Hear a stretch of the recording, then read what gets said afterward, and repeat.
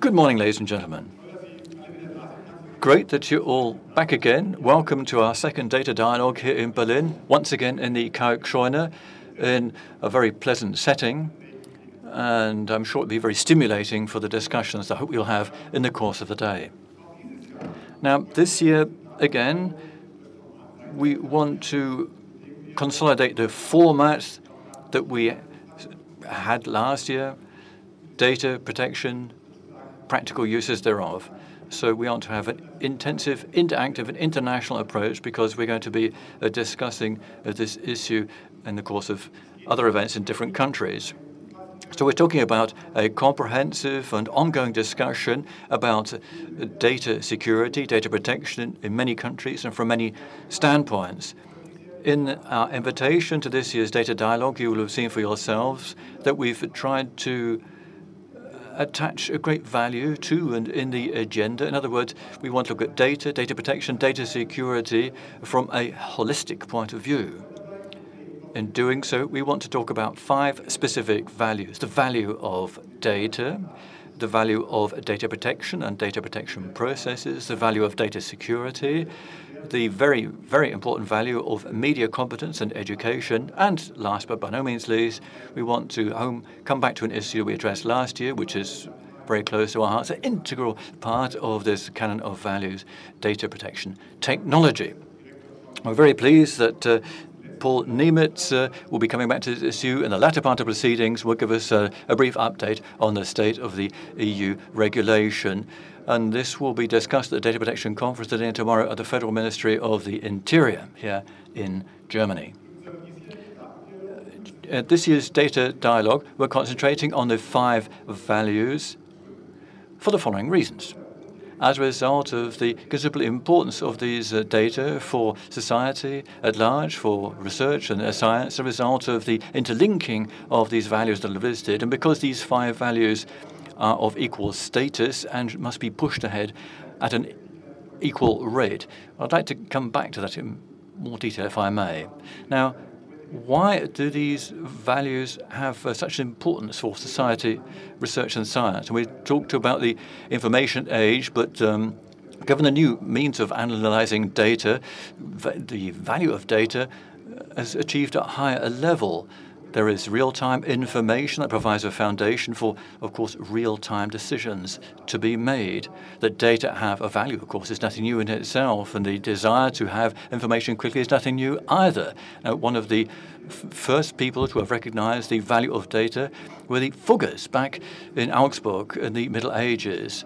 And they, of course, needed to have information from their whole financial empire, and they wanted to be able to react accordingly. From southern Spain to these headquarters in Augsburg, it took 2 days for the information to arrive, provided the sun shone. Now, information is available almost in real time and is accessible from almost everywhere. Each and every one of us has, a combination of mobile phone and cloud computing, has a supercomputer in their hands. From my point of view, that is an impressive visualization of the state of IT technology. But when I had my first laptop about 20 years ago, known as Schlepptop at that time, it weighed 100 times more than a smartphone today, had only a fraction of the computing capacity, and all the data and programs ran on this program on a local basis. Now, today we can visualize data and have simulations on a scale that we were not familiar with before. And what's very important is that is the value that these data have for society. Now, tapping into this social value is in the specific interest of scientists and researchers. I'm very pleased indeed that Dr. Arndt Borders is going to be talking about the value of data from the point of view of researchers and scientists in a few minutes from now. Professor Borders is director and head of the Leibniz Computer Center at Garching near Munich, which a few months ago had the SuperMUC, the largest and most efficient computer in Europe. Now, for science and researchers in Germany and Europe, this supercomputer has a computing capacity which makes it possible to simulate ever more sophisticated models. And their objective is to get a better understanding of what's going on inside the Earth, like blood running through the veins or air going through your lungs, or what role is played by dark material in the universe. So, as I pointed out, science and research are examining data, analyzing data, and finding out what the real essence of the world is. And of course, that's a value for society as a whole. Scientists and researchers have different tasks to address and approach things from different standpoints. And the different tasks of science and the economy do not mean that they could not provide mutual support for each other. An interesting example of this is the question of when is a wave of epidemic of influenza going to break out. What about Google's search machines? We have the statistic and official data about how the influenza epidemics have developed in recent years, and Google has compared the data and established considerable correlation and almost identical sequence of the epidemic, with the one difference that the curve that comes from anonymized search data was available 2 weeks earlier. This means that the information is available before the statistic data and can be used in order to able to curb the epidemic to a certain extent. As a result of these curves, it's possible for you to demonstrate how the flu epidemic will proceed. So you can see whether Spanish flu has arrived in Germany or not, because we're making these data public. Scientists and the health system can support each other and make sure that the impact of a wave of flu can be limited.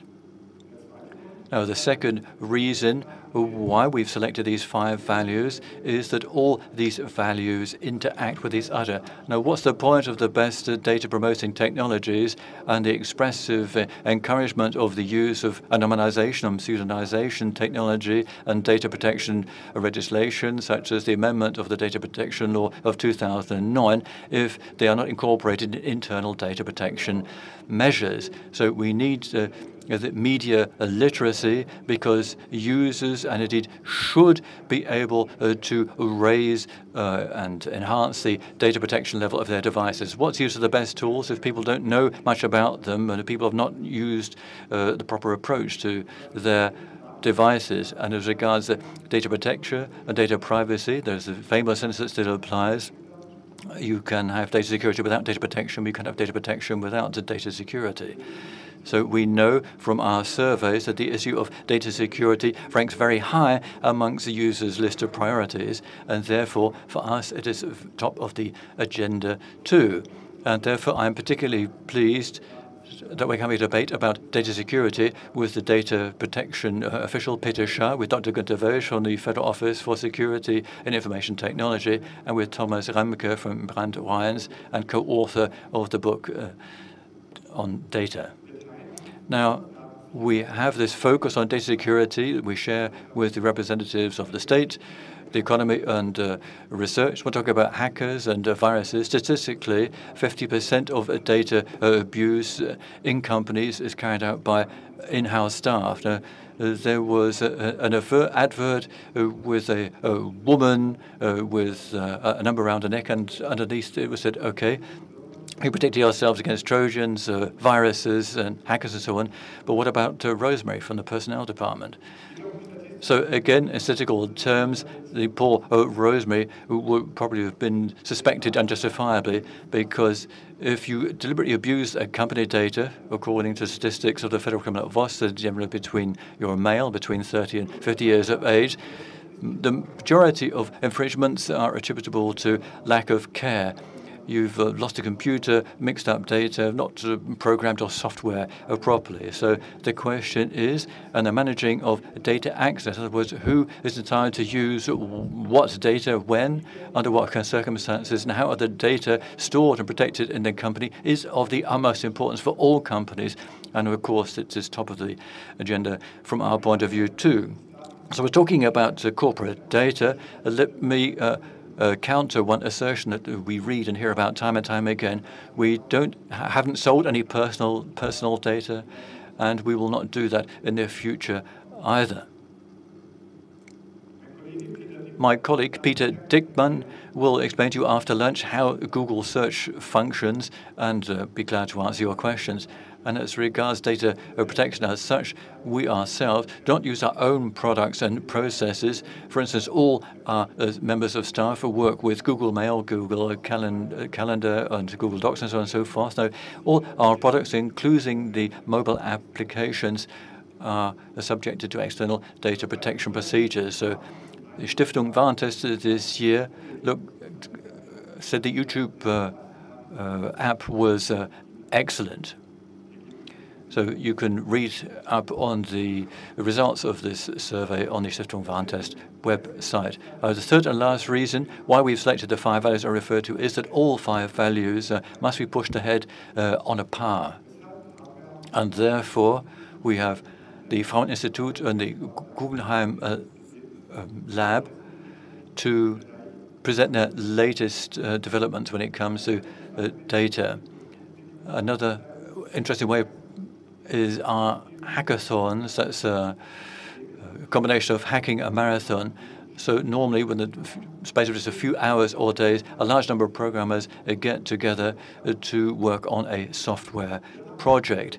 Now, and we had a data security looked at a hackathon at a campus party earlier this year. There was a question of privacy extension of the Chrome browser that looked at data protection, data security, and media competence. The winner of this hackathon was invited to our development center near Munich, and you'll be looking at these extensions later on in the course of the day. So I hope you're looking forward as much as I am to find out more about the ideas and experiences from the data protection hackathon. Now, I've limited myself to a brief outline of the value of the data that I have already referred to, these 5 values. And this is something we want to underpin today with a large number of practical examples as presented in speeches by competent individuals. All the presentations refer to each other and form the data protection architecture that we need in the new information and internet age. And therefore, it's very important for us to have all these values pushed ahead on equal basis, not just in the course of our data dialogue with you, but also in practical terms with new technical solutions that we're working on, for instance, at our development center in Munich. So looking forward to today's proceedings. We're very pleased indeed if at the end of the event you were to go home with the feeling that the day proved beneficial and informative for you. So thank you very much and welcome.